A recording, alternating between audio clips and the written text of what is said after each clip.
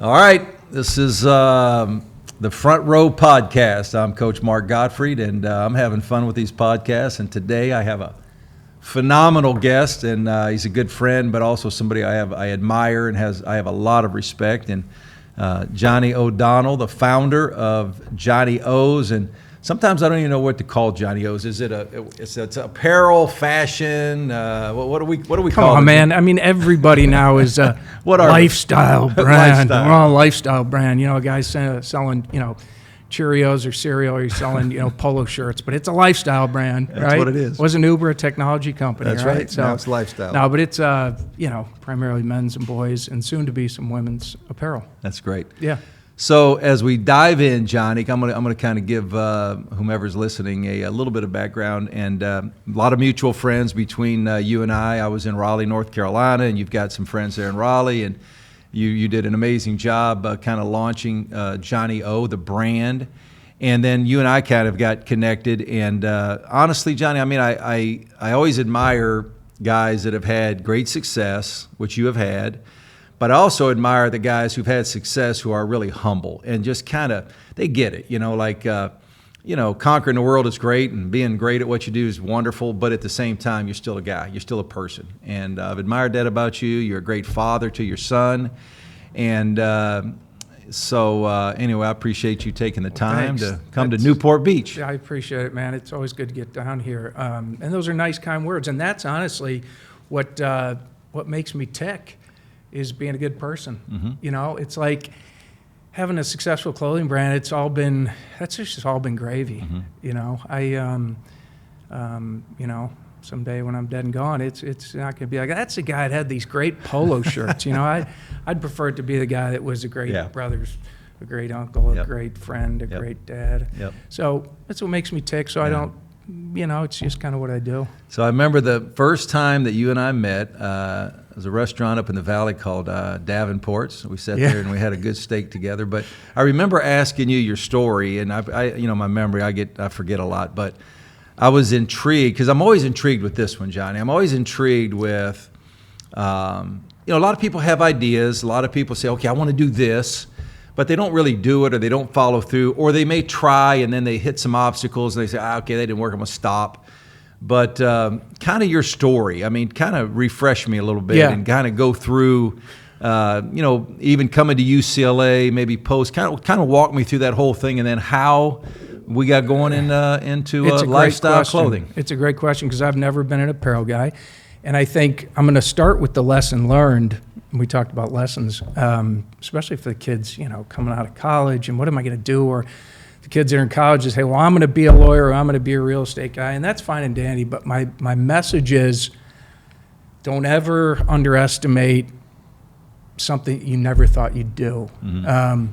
I never wanted to get into apparel, but I bumped into an idea or a concept. I've always been a marketing guy. Clothes just happened to end up being the vehicle.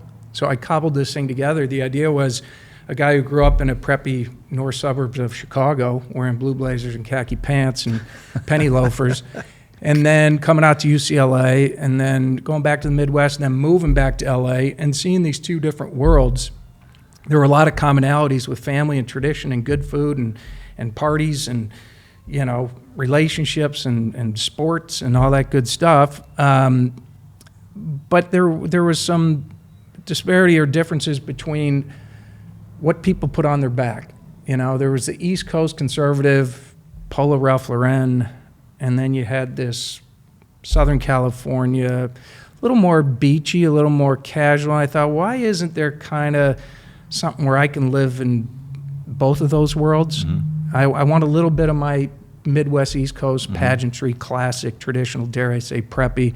But I still want a taste of the Southern California. But how do I get both? And I thought, if there was a brand, like why isn't there a Southern California Polo Ralph Lauren? And if there was, what would that look like? I was like, well, it'd be an iconic logo, guy standing next to a surfboard, man. That's Southern California. So I sketched out the logo, but then the idea was where I think the magic was, and lucky, I again didn't no research, nothing. This was, back of the car.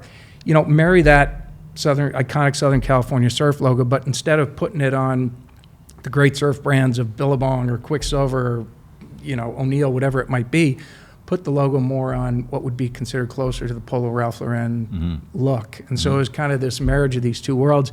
And it was dumb luck. And I got it in a few golf shops, and I put the logo on some, some old kind of classic style polos. And it was one of those, what the hell just happened?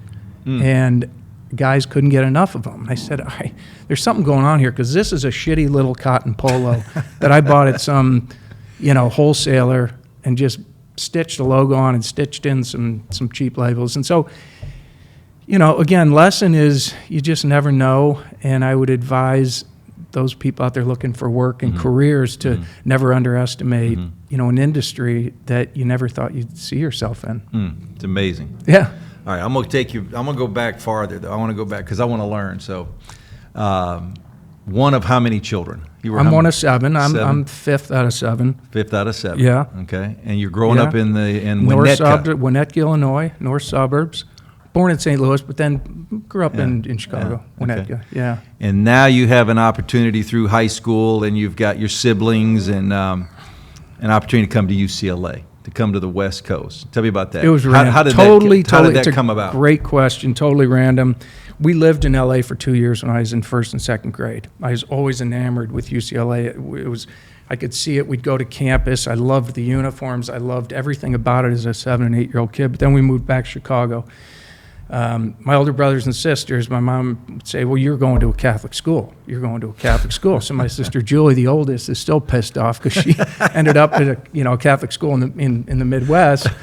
And she's like, how the hell did I get a raw deal like that? And by the time they got to me, number 5, I think they were tired. My mom said, why don't you apply to UCLA? And I thought, geez, that's a hell of an offer. So I did. And as I said, I think I was the last C+ student to get into UCLA. And I got in, I came out here, and it was great. I was homesick. I was a young kid. I was 17, 18 years old. I barely hit puberty. I was like, what am I doing out here? This is a whole nother world. And as a result, I graduated, and I ended up going back to the Midwest for 10 years. I was homesick. I wanted to see my old pals. But I circled back in the late 90s and haven't looked back. And golf. And was golf a part of that decision? Decision? It was part of the dream. Because you grew up around golf a little bit. Yeah, I played all the junior and I played high school. I wasn't very good, but I could play a little. And I came out to UCLA and I tried out freshman and sophomore year and I didn't make it, which wasn't unexpected, but started playing a little better. Junior year, I didn't even try out because I kind of figured out some things that were going on at the Sigma Nu house. And so I put golf on hold for about a year. And then senior year, decided to circle back and try again, and I flat out made it. It was kind of, what do you call it, lightning in a bottle. It was a 5-round tryout, and I tell you, Mark, I got my UCLA golf bag, and I got back to Chicago that summer, and I felt like $1 million. Wow. It was really cool because I wasn't that good, but you know what, I damn earned it, and the colors of that bag, and I thought, man, now I just hope I don't shank it. Isn't that great? Yeah. Isn't that great? I tell people all the time, I was at UCLA 7 years coaching as an assistant. We won a national championship, which made it, obviously amazing. But UCLA, to me, is one of the great institutions because the diversity, the people, and we recruited in basketball some pretty good students, but, some guys maybe that were a little bit marginal, they would let us get some guys in. But it just seemed like UCLA just produces this, I just think, in my opinion, it's just like a great young person. I don't know, well-rounded. I see it all the time. I meet up with our former players who are now, 50, and they're just like amazing people. Yeah. They're wonderful. Yeah. And so I don't know if you can, give all the credit to UCLA, but it just seems like the university kind of produces a really special graduate. Agree with you. Agree? And I agree. I was just there this morning. We just launched, not to talk too much about Johnnie-O, but we just launched in the student store, which is a big play for us, and thanks to the ASUCLA team that got us in there. And every time I went to football practice, I watched about 45 minutes of football practice, and I live in Westwood. Every time I go to that campus, I go, damn, this is something else. It's special. But I think it also. There's that other school about 20 minutes away that is also a special school. It is. And it gets a lot of I think USC is kind of the Marcia Brady and UCLA kind of gets the Jan Brady treatment. How about that? And That's good. And I tell you, Jan's getting hotter and hotter. No question. No question. I've always felt that about UCLA. Yeah. And it's amazing to me, and just the people it produces to me, Yeah. I'm sold on it. I tell Well, people that all there's a the time. ton of diversity. Yeah. And I think that says a lot for kids that are kind of able to you get grown up quickly. I was out there, I thought, what the hell am I doing out Right. here? I went to an all boys Jesuit high school, very white. And I went out to UCLA and I thought, See it all. It's where everybody. where Yeah. am I? Right. It's It's everything. And wonderful Yeah. people. Just Great. wonderful. All across the board. Great. So let me go back. So you're growing up, you got your 5th of 7, and like for me as a coach, I always go back and there's always we're kind of characteristics are, some of it's innate, but then other things, we learn and we're taught, by your parents and siblings, your environment, all that. So in your environment, was it pretty competitive amongst the siblings? I mean, to be good at what you're doing, though, you have to be competitive. I'm competitive, but in kind of a stealth way. I don't scream. And we were competitive, but, I have 3 older sisters. They kind of ran the household. I have an older brother, younger sister, younger brother. So we were kind of, all doing different things. I was the one that really spent time with the sports. My brother Bill was more hunting, fishing, camping, outdoorsman. Chris was a little bit mix of both of us. And the girls, as I said, they kind of ran the household. They're probably more competitive than me. But, we look back on it, man. It was 7 kids in a 10-year period. And Mom and Dad, they did a great job, but damn, they didn't know where we were. We'd get up in the morning, we'd leave, and they say, we'll see you at dinner. And that was it. I tell people when I was young, I had to come in when the street lights came on. That's it. I was gone. When school was out in elementary school, I'm gone. But the rule was when the street lights came on, I had to come in to eat. That was it. Yeah. And that was kind of the rule. But we also grew up in a different time, a different neighborhood. Winnebago's is small, Yeah. and it was biking everywhere, and we didn't, it was amazing. It was different times. Do you think that, obviously I don't know all your, don't know any of your siblings. I'm aware of your brother who's been My brother Bill, right?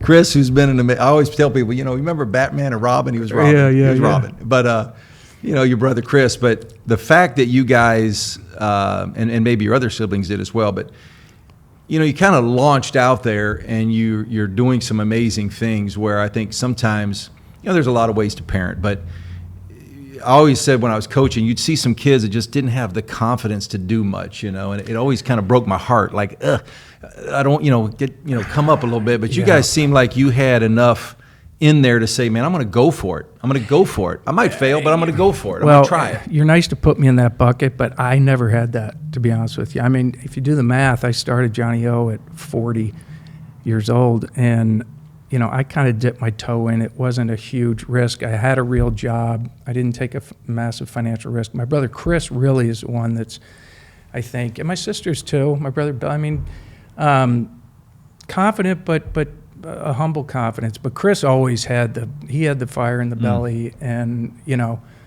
back when he was 16 years old, I think we still laugh. His driver's license says like 5 foot. 95 pounds or something. But he walked around the place like he owned it.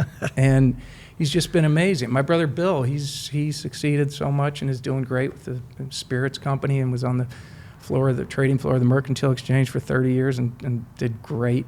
My sisters have been amazing. I've got 23 nieces and nephews, and I still say the hardest job in the world is raising a child. There's no, well, you know better than I do. There's no doubt about it. So you can throw me CEO of this or that, or a guy that's made this from that fund to that fund. Man, show me a mom that's raised kids. Hallelujah! It's the toughest job. My sisters have. They nailed it. Nailed it. And your parents obviously had to have a massive influence on all of you. Big time. Just kind of the family structure, closeness, and then the success.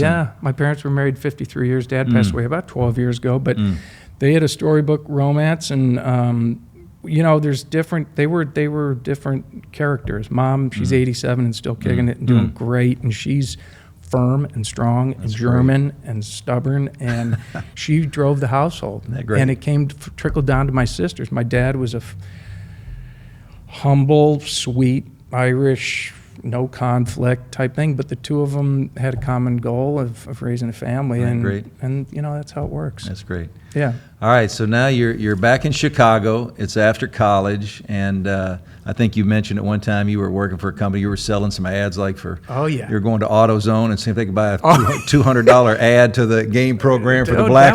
That was big. Yeah, my dad owned a radio station, bought it with some investors as I was just getting out of UCLA. He said, "You want to come work at the radio station?" It was up in Madison, Wisconsin. I said, "Sure, let's go." So I graduated UCLA and went straight to Madison to sell radio time. And I drove around that town for 5 years selling commercial space on a little light FM music station. And our average rate was about $18 a 30. And I cut my teeth, and it was a great experience for a number of reasons. Number one, going in as the owner's son was never easy. Right.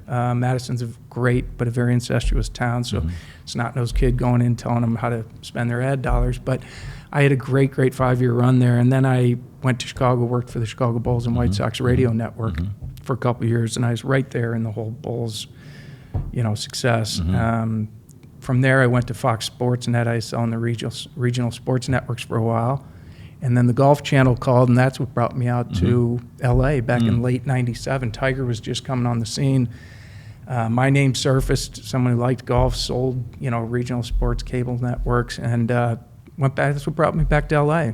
And then tumbled out of that, got into kind of some financial services for 7 years, and single guy, kind of was sleepwalking, but paid me well, and I got an expense account, and they were the great company, and that's when I stumbled into the Johnnie-O idea, and I was able to kind of moonlight Johnnie-O the first 2.5 years, and launched it then. And So take me on this one, because this is where I get real interested, because I think a lot of people will get to this point right there where in your mind you're thinking, okay, marrying the Midwest kind of clothes value, you got the West Coast style coming back there, and you're there, and at some point you have to put a logo on a T-shirt or a polo and do something with it. So that took a little courage. I mean, you may look back on it and say, "Hey, I was just kind of young and dumb," but at the same time, it takes a step to do that. It was again, there was some dumb luck. It wasn't a huge financial risk for me. I mean, listen, I'm not here to say that I didn't get something going and took some risk, but it's not like I was, a father with 3 kids and a wife, and I had to pay the bills, and I was, working for an accounting firm, and I wanted to go start a new software company, and I said, "See you later, accounting firm," and I raised a little money, and if this thing doesn't work, what the hell am I going to do? Right, I got to, pay the bills. I was a single guy. The bills were me. I did maintain my sales job while launching Johnnie-O. It didn't take a ton of startup costs.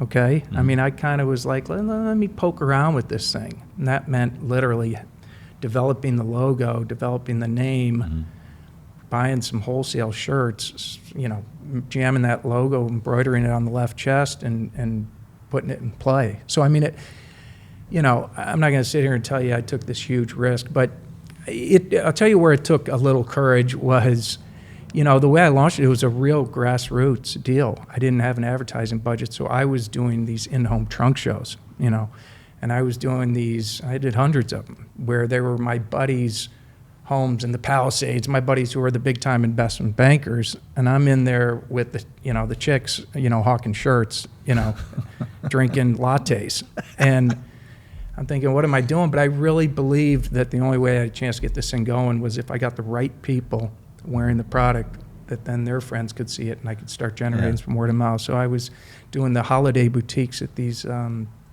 these grade schools, and I'm sitting there, and the gal next to me selling candles, and the gal next to me selling jewelry, and the other one selling perfume and hand knitted sweaters, and but so that took a little not pride, but as a young 40s guy. Felt like I was at a bake sale. Right. You know what I mean? And so that took a little So do it. So now, what do you mean? So we go back. So now I think it's interesting. My fiance's brother, started a company. It's a nonprofit. But anyway, I remember we were actually in Trinidad, and he was throwing the names around. I remember him saying, he said, Mark, once I give it a name, that's the name forever. Like, I can't change it like 5 years later. I mean, it is. So here you go with Johnnie-O's, but also the logo, this logo right here. Okay, so this logo, to me, and I kind of fit your style of what I like to wear, and that kind of, relaxed, really, I think really cool. But this one to me stands out. So at some point you saw a picture or what? Tell me how you got this logo. I'll tell you exactly what it was. I have a pal who lives in Florida. He's got a house on the beach. It's got a long time kind of surf heritage to it. And he used the house for photo shoots. And he generated a good piece of income doing photo shoots at his house, because it's a really cool old wooden house on the beach. And he started making promotional items, some hats and T-shirts, and he had a surf logo. And I thought, damn. I said to him, I think in addition to your photo shoots, we ought to start a clothing brand with this, something around this surf logo. And what we'll do is we'll do boom, boom, boom, boom. And he looked at me and he said, are you fucking crazy? And I said, no, I think there's something there. He said, well, and I said, all right. So I sat on it in 6 months. It just kept stirring and stirring, and called him back. I said, you sure you don't want to do it? He says, no, man, go for it. You ought to start it. Start it your own. Go for it. And I said, all right. So I cobbled together what I thought would be the iconic classic surf logo, and that's what you see. The name, interestingly enough, I was like, well, what am I going to call it? So I came up with about 5 or 6, I'll never forget it, coming up with names of, what's this thing going to be? So I wrote them down. I called my brother Chris. I said, what do you think of these 5, 6 names? What do you think would work the best? And I said, half dog. And I said, I don't know what I said, such strange stuff. He said, man, you got to call it Johnnie-O. And I said, what do you mean? He said, well, if you call it Johnnie-O that way, if you ever go out to raise some money or you go to sell the product, people will really know that it's your brand. That's right. And you're not out hawking something for someone else. I said, I don't know if I'm ready to name something after me. But you know what? I took his advice, and that's how I got the name. That's amazing. Yeah. And it just takes off. And then even your logo, the logo now, and I'm sure early on as you were building, people were getting familiar with it. But now I think, it's pretty recognizable. For sure. People see it. For sure. And go, boom, that's Johnnie-O's. And the timing was great, Mark. We started to sell into golf shops right when, because I knew the golf community. So I knew some pros at these clubs. I'd say, hey, listen, I'm doing this whole thing. Sure, well, Johnnie-O will take 48 of your polos, Sure. So they'd bring them in, and damn, the thing sold out. But we hit at a time when golf shops were transitioning. This is 15 to 20 years ago, and they were coming less about spikes and hardware and golf balls, and they were coming more little boutique-y shops. And so they're looking for more kind of lifestyle brands. And so our timing was good, and we started to really make inroads in the golf community, in the golf shops. I think I asked you this one other time, but I can't remember your answer. But for me and the other million hackers out here that like to just go play golf at all these great golf courses around, we go into the golf shop, and I walk in, and where it doesn't matter where I am, and I do it now because I know you obviously, but I'm hunting to find out where is it in the store. Yeah. Is it in the front? Is it in the back? Like where is it? So how much of that goes into you selling your stuff? I mean, obviously it goes into a lot, but my days of, I'm always selling. Hey, I'm always selling, but we have an amazing sales staff now. I mean, like world-class salespeople, and this is what they do. And it's in the shops. They're gonna position products that they're in business to do business and move product at full retail and not fill up that sales rack. So we've been lucky, but it's also been a credit to our team. And Chris Knott, who we've talked about, our designer, and making such great product, and then our salespeople that have these great relationships with these accounts. And so it's this, the synergies of the two. I do think that one thing I left out, I think that we got lucky too with this whole, stand-up paddle craze, which I think it's been 15, 20 years, right? And I think that really helped us. I thought a lot about it. Our logo 20, 25 years ago used to be like, what's this? And they even when we started, what's a surfboard doing in a golf shop, But, that board now means different things to different people. There's the gal or the guy in Ohio that are stand-up paddling at their lake house. So it's not just this east-west coastal, Jeff Spicoli surf brand, and it never was intended to be a surf brand. So we've had some, stars aligned, good timing, serendipitous type stuff. Has there ever been a time, I'm sure there have been some, where you're rolling along here, you've got it launched, you're going, you're making some progress, but then it's like, boom, okay, this is a issue or a problem or an obstacle, or maybe like, okay, this is this thing could go one of two ways. Was there any of those along the way with your company?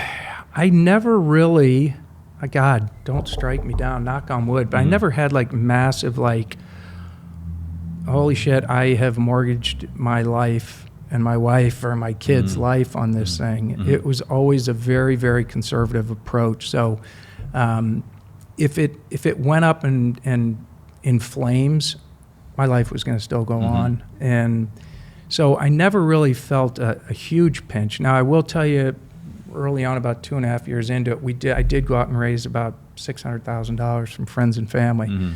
So once you start taking money from friends and family, then you start feeling this pinch. Like, I'm sure if you asked all of them, we laugh about it today. This was kind of, here, Johnny, go have fun. Here's your 25 grand. I'll never see this again. But I did definitely start feeling the heat, not from them, but internally. It's because of who you are. You know what I mean? Yeah, it's just part of your character. But it's nice you say. But and fortunately, again, I still had that job, so I didn't pay myself anything. The first 2 years of this company, I didn't pay myself anything, and I hired one person. I mean, I ran it like we had 10 cents left in our bank account, because I was like, and my brother-in-law, who's our chairman, Rob, he told me he's a big financial Wall Street guys. He said, the number one reason why companies go out of business is because they run out of money. And so I never forgot that, because if you run out of money, it's like, we never were in a position where we had to go back to investors and say, I swear this thing's really happening, man. Right. We were growing. Now it was, we need more money to fuel this astronomical growth. And so that's a completely different story going to an existing investor, as opposed to, well, we ran out, we're sitting on the sales rack, but we're going to rejigger our positioning statement. It's like, good luck with that. Yeah. How important for you early on, and probably still to this day, because I always look at things too from a coach's perspective, and I look back and I say, okay, when I hired this guy, boy, it was great. I hired that guy, it was okay. It didn't work out so well. But, on the front end, you always think everybody you hire is great. It's always going to be a good hire. But they don't always work out that way. But for you, like hiring the right people, and I think obviously you may have made some mistakes along the way, we all do. But, over time, you have to look back and say, okay, well, this team I've put together has been pretty good. Oh, I've been so damn lucky. It's crazy. And it goes back to, Katie. Katie's still with me. She's our COO, and she's been the rock of this thing. And I think a lot of it, the hiring, we've been so lucky with hires. To this day, we have over 100 employees. To this day, that we'll be making a hire, and they'll say, John, we want you to meet this person who we're going to hire as our new creative director. Well, the creative director prospect has already passed the sniff test. I'm not going to give him the sniff test. I don't know what I need to know necessarily. It may not be creative director. It might be whatever, operations or something. But the one thing I always wanted to know about this person was more about, I don't care where they went to school. I don't care what their previous jobs were. I want to know, are they going to fit in culturally, and are they kind of good people? Good people I can live with. If someone isn't as talented, and they're a good person, I'll take that all day over talent and someone that I can't trust or I just don't feel good about. And so that was always kind of the sniff test. And I've been so lucky with hiring just good quality character people. And I think that's a good lesson. And then when you get the good character person with supreme talent, now we're rolling. Watch out. Now you got a chance. So it's interesting. So I've been into the office in Raleigh. You mentioned Chris Knott, who founded Peter Millar, who now works with you. But when people talk about the word, see, in basketball and in sports, I would say that, there was a period where like the San Antonio Spurs had this amazing culture. Now people talk about the Miami Heat, the Bulls back in their run. It was a culture like from within? Like if you were to define that, okay, you're going to define culture, maybe your culture or the culture in your business. How do you describe it? Because it's hard to describe sometimes. When people say, they got a great culture over there. Well, what does that really mean? What does that mean to you? I do think that I can't remember anyone in our company that I can think of that was focused on themselves and them and how the hell am I going to get ahead and what is this company doing for me? It's really been, and it sounds cliche, but I swear I can say this, it's just always been a team effort, and everyone just kind of, what do they say, rowing the boat. And the culture has been someone with a common goal. It's been a culture that everyone really believed in it because, and part of it we're lucky is the thing is just, it started growing from day one, and in 18 years it has not stopped growing. And I keep waking up going, is this going to be the day where I see, the e-com report that says we're down 18% from last year? Again, knock on wood, and it just keeps going. So it's easier to have good culture when things are cooking. You know what I mean? Oh, yeah.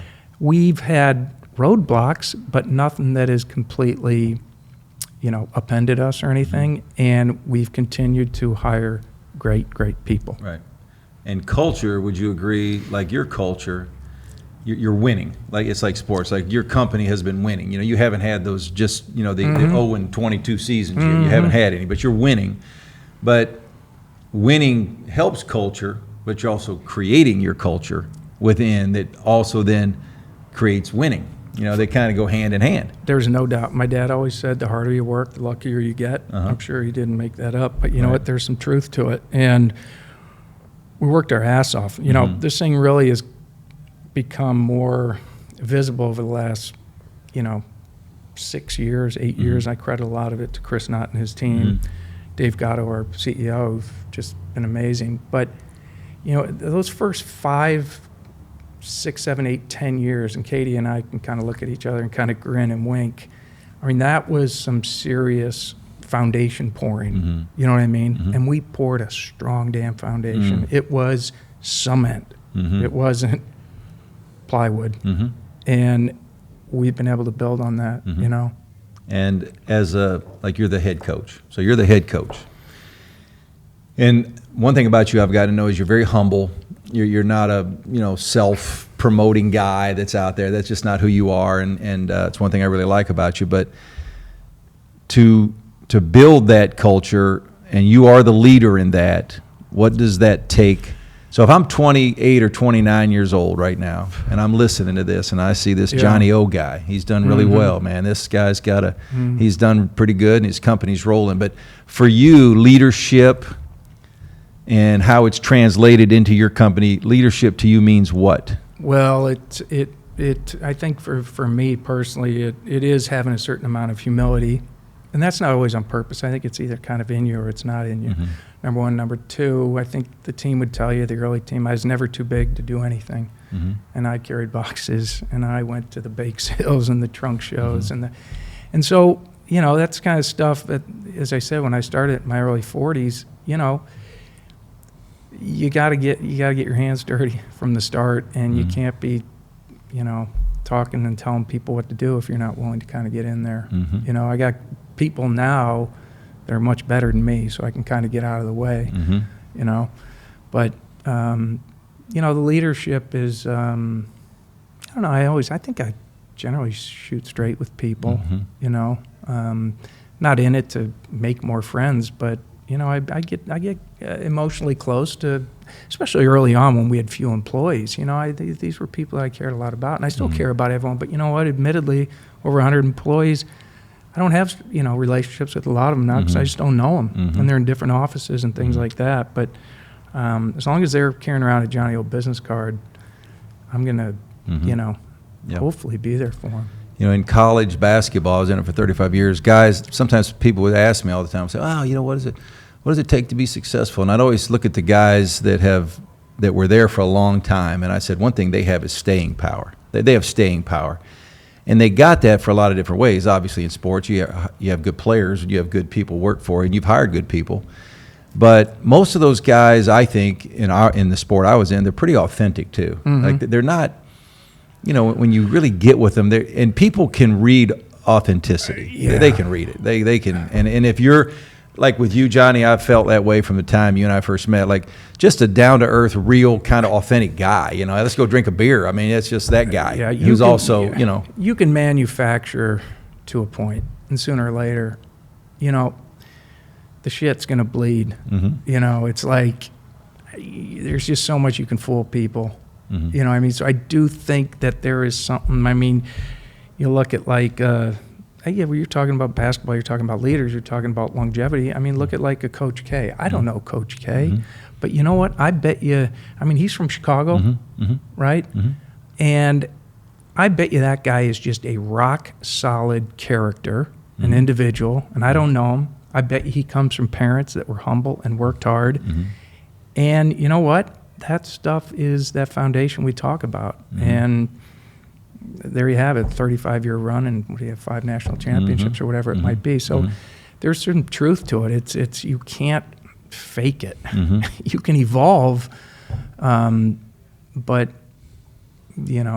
not. I'm happy to have who I have. Because you're who you are. All right, I'm 25 years old, and I'm interviewing for a job at Johnnie-O. Yeah. And you're not Johnnie-O now. You're just somebody else. Yeah. And you're telling this 25-year-old before you walk in there, I want you to think about these 1, 2, 3, 4, whatever, how many things, and you're gonna advise that young guy in a job interview because you've hired a lot of people. You've probably hired some great people, and then there's probably some people you kind of go, I don't know. That one doesn't fit with me. So what is it? I know exactly where you're going with this, and I've got the perfect story because I just had the talk with one of my nephews 2 weeks ago, and we were in the car together. I said, Johnny, he does a lot of the social media content, videos, so on and so forth. It's my nephew Patrick, and he had a phone interview with a guy, and he was sitting shotgun while this interview went on. And Patrick's very talented and a sweetheart of a guy. And the interview went for 10 minutes that Patrick felt like he had to talk so much about himself and what he could do, because you want to sell yourself. And that's important. But when he hung up that call, I said, Here, Patrick, here's what I want you to do next time. I want you to ask questions. I want you to ask more questions to your interviewer. Almost turn it around. People generally like talking about themselves, A. B, I do some research on the person that you're interviewing with, find out what they did in the past, maybe some deals they worked on that you could speak to and ask questions about. Maybe have an idea in your back pocket about their current company that you thought might be an interesting idea for them. Just show them that you're thinking. And when they're talking, it gives you time and energy to breathe and to gather yourself. Instead of, well, I do this and I do this, and one time I did this and one time I did that, and and you just want to get it all out. But man, make it about them. Right. Don't make it about yourself. Right. If you can flip them. And then I think there's, again, we get back to the character thing and personality. A certain humility and humbleness is going to, mean something as well. And you don't have to go in and pretend like you own it and that you're the best in the business. There's okay with saying, I don't really know that, but I'm anxious to learn that. You know what I mean? Exactly. But man, if you can ask them some questions about themselves, about their business, about what their previous business, do some research on them, they're going to sit there and go, wow, that kid. Right. Well, it's impressive. Do you know what I mean? And it's mature. And it wasn't even about his resume. Right. It was like that kid took interest in me and my business and like what challenges I'm facing and why am I hiring and filling this position. I want that guy. Right. Or girl. Doubt. No question. My dad was an athletic director in college, and he hired and fired coaches, and so I always had an advantage. But I remember the first head coaching job I had, I went to Murray State in Kentucky. And he said, when you go in there into that interview, he said, they're going to have a lot of questions. He said, and his advice to me was, it's your job, Mark, to paint a picture of what this is going to look like if, in fact, they hire you. Here's the picture. And, get these 4 or 5 things you want to talk about. And it's not like you're selling a resume, but, learn the school, learn Murray State, where they've been, what they want, do you fit, and then kind of my picture. So I always had an advantage because I had people, my uncle was a football coach, my dad was a basketball coach, AD, but I think young people nowadays, they miss a lot because, like you said, they're so eager to, fire off all their accomplishments they've had and their grade point average, and I took the, whatever, that truthfully we kind of don't care. We do, but we don't. It's so true. But, it's so damn competitive for these kids now. I mean, I said I'd never get into UCLA now. I don't know that I'd get into college. I had a friend of mine tell me, though, one time he owned a lot of Waffle Houses, these little, sure. back in the South, obviously. He had 107 up, and I think when he passed away. But he always used to tell me, Mark, he said, there's a lot of A students. They work for the C students. Yeah, yeah, there's something to be said for that, too. Let's hear it for the C students, because I fit that profile. But anyway, that's the advice would be. How about this, Johnny? So you've had your company it was growing, and correct me if I'm wrong on all this, and I don't know numbers and don't really want to get in numbers, but it seems like in the last 3, 4, 5 years, you're kind of growing, and then it's been a major leap. Yeah, the last. Why? Well, and I think. Why is that? I think it starts with people, and I'll name two in particular, and that being Dave Gatto, our CEO, who is just congratulations, Dave, is retiring. And then the hiring of Chris Knott. It's no secret. Chris was the founder of Peter Millar, which is still a great company. And Chris sold Peter Millar, but still had the itch to stay involved in the apparel business. But I think he'd tell you he wasn't ready to start from scratch. Right. We had a really cool little business going that I think he appreciated. And all the systems and everything were set up. So he could come in, do what he does. It's kind of like, the stage was set, and we were so lucky to get Chris. And so it took, it takes these seasons, they plan whatever, a year in advance or something. So, he's been with us maybe 7 years or something. 2 years, it's just figuring out what factories he's going to work with and where he's taking it. And then another year for the sales reps to really sell in the new kind of energy and the quality of the products.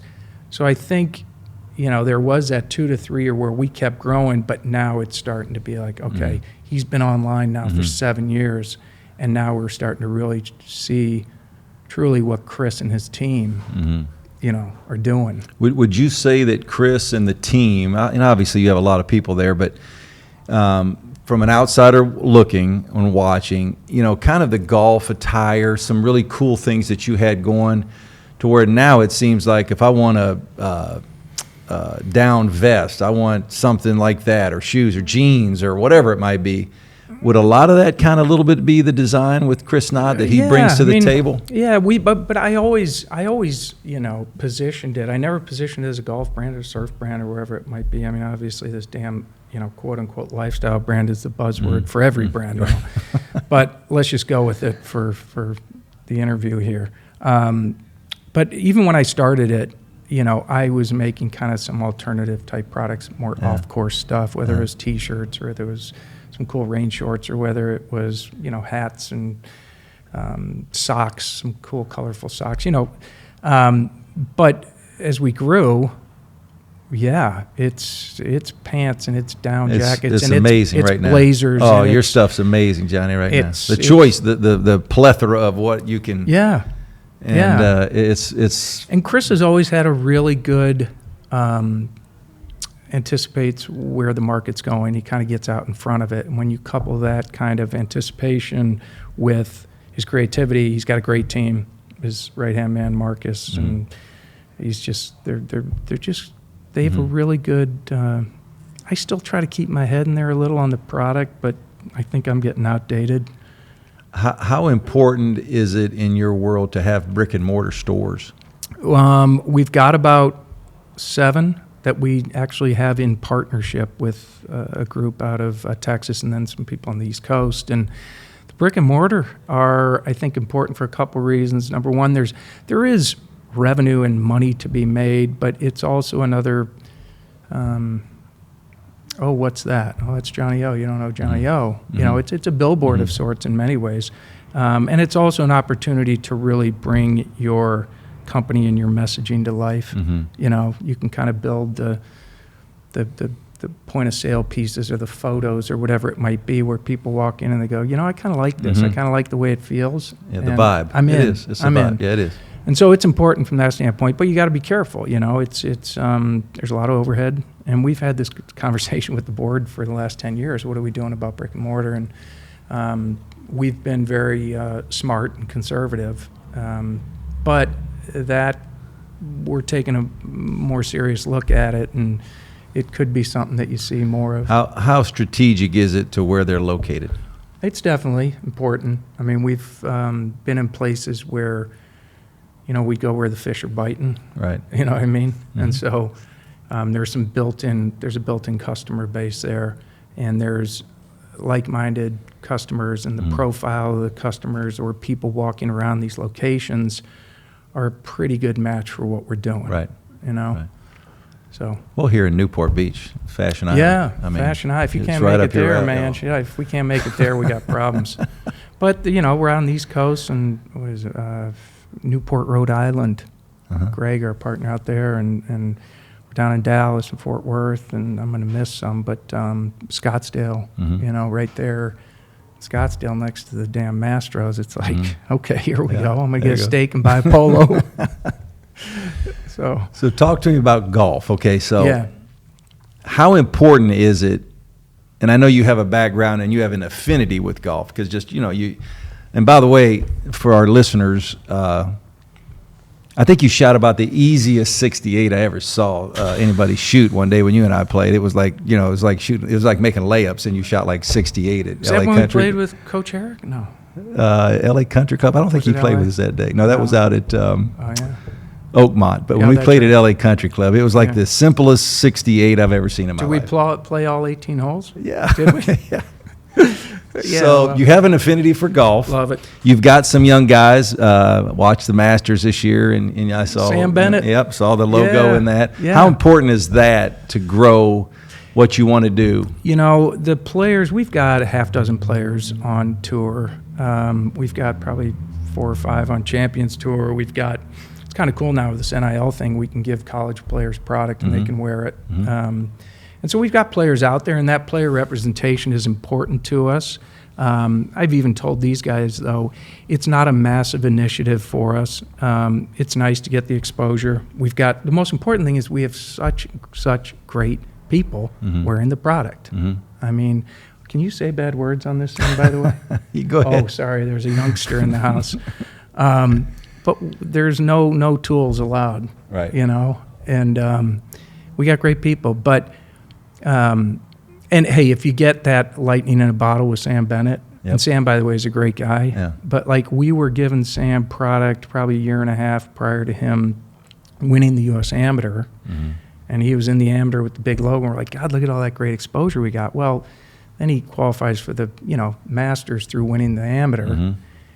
And it never, I saw a story about Sam on ESPN and about his father, and it was so touching. So I sent him a text, not even realizing that that he could be wearing our stuff in the Masters. I just sent it and said, Sam, I'm sorry, I never knew that about your dad. That was an amazing story.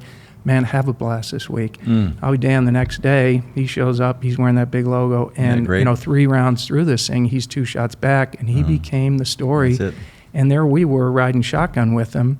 That was dumb luck, you know, but it's important. And I'm sure a lot of people said, you know, went online and said, what's this surfboard logo thing? And we probably picked up some customers. Isn't that amazing? Yeah. Yeah.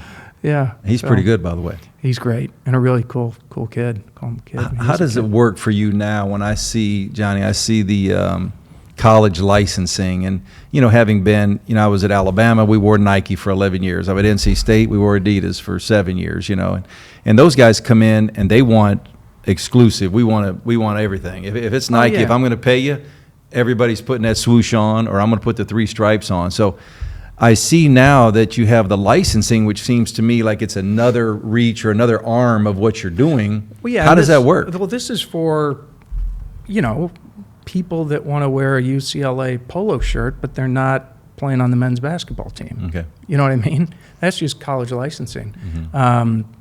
But it's great, as I said, with the NIL now. I just met with Armin, who's the new golf coach at UCLA, great guy. And I can provide his players with Johnnie-O product that they can wear all summer playing in their amateur tournaments. And that's really cool for us. And they love it. We're going to give some product to the football team, the basketball team. We just launched in the student store there, so try to generate a little energy around this relationship at the UCLA store. But we have a big college licensing arm of the business, and I think it's not only helps us drive some revenue, but it gives us new customers. It's the mom and dad maybe that go to Notre Dame to see their kid for Parents Week, and they walk in and dad wants a polo. He happens to stumble into a Johnnie-O polo, not knowing the brand. He picks it up and says, "What's this guy? I love this quarter zip or something." And he goes home and punches in Johnnie-O online. So it's again, it's trying to generate more awareness for who we are. So it really achieves more than just sell. It kind of gets us into the fabric of these communities. And you're always creating a new customer, one way or another. Yeah. So it's been great. All right, so with your son is how old right now? Jack's 9. 9 years old. Got a 9-year-old. Yeah. So I've asked this question to a number of people, Johnny, and I'm curious to hear your answer. I'm the father of 5, and I always ask guys, if I could have with my kids, if I could go back and I could just breathe or wish into them or just give them characteristics like I want you to be this or that or whatever it may be. And I've had these great conversations with people, and you've got a 9-year-old son, and there's a lot of influence you'll have over him, but sometimes kids, they're there, you're not exactly the way your parents wanted you to be. I'm not exactly the way my parents wanted me to be. Yeah. But if you could breathe those characteristics into Jackson or other young people, what would they be? What are those characteristics for you? My heart starts beating when I talk about Jack, but the characteristics would be, I want Jack to try not to worry. We all worry so much. Drives me nuts. Don't worry. Yeah. Jeez, sorry. And you can teach him to be a good kid, good guy, but stuff will they'll work out, because worry it can kick your ass. I don't know about you, but it does, no doubt. It can kick your heavy. ass. So it's heavy. Yeah. It's easy to be a good guy and have character and have integrity and all that stuff. But man, don't worry, everything's gonna be all right. And I can already see him as a 9-year-old kid, and he's starting to grow. And he's, Dad, I'm skinny, and Dad, I'm,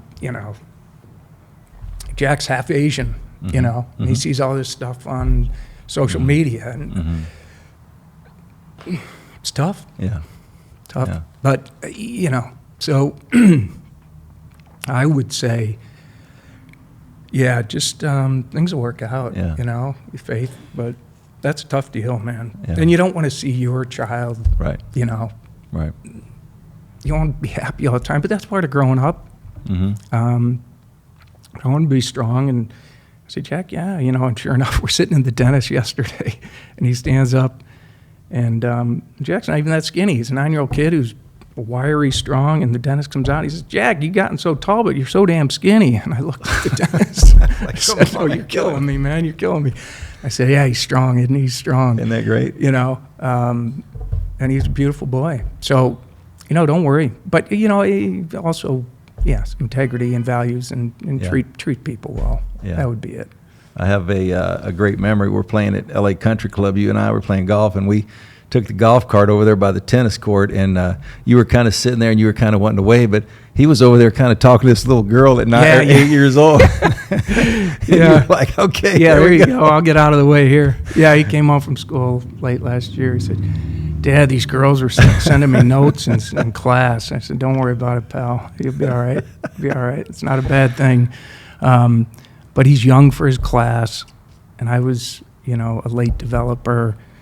I can tell he's going to kind of maybe develop late. And, you strike me as a guy that you were probably the same size you are now when you were in No, I was skinny. junior, but you were tall. I was tall, but I was thin. And strong, and, and so, it can be tough. It's a tough world for these kids. You know, I asked Cedric, the entertainer, that we were talking about it, and even with his children, there's some pressure because, obviously he's had success and he's done movies and comedy, and he's on a CBS, and my kids, we talk about it now, but growing up, when you're the son of a coach at an ACC or SEC school, there's pressure that you don't really see, but they do. Oh, yeah. And I'm sure your son a little bit with the success you had, and people, they know your name and they know the success your company's having, and so here he comes up with that, and there's probably a little bit of that going to come along the way at some point. There could be. The good thing is that I'm not an overbearing dad at all. In fact, I'm probably not overbearing enough.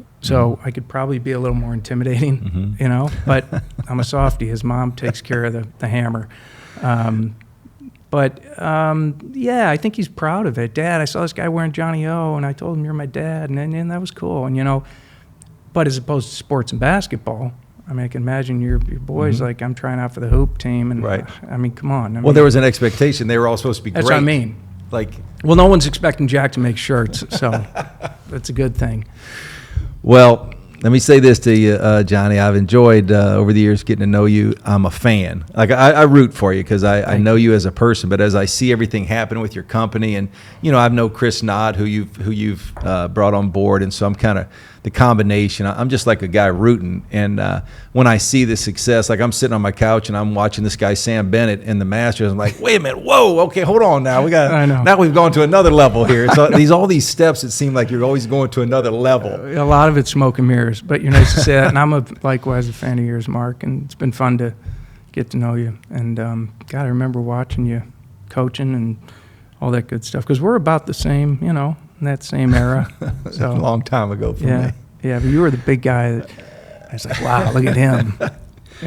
Well, hey, I've enjoyed having you on. I appreciate you making the effort. And like I said, I'm just rooting for you. I'm proud of you. And it's easy for me to see success because I know who you are as a person. And I don't say that lightly, Johnny. I'm not saying that because you're sitting here, because there are other people that have built companies and done that, and they're just a pain in the ass. And so you have a hard time rooting for them. Like even if they win, I have a hard time rooting for you. So I root for you, and thank you for coming. Thank you, buddy. Appreciate it. Yep.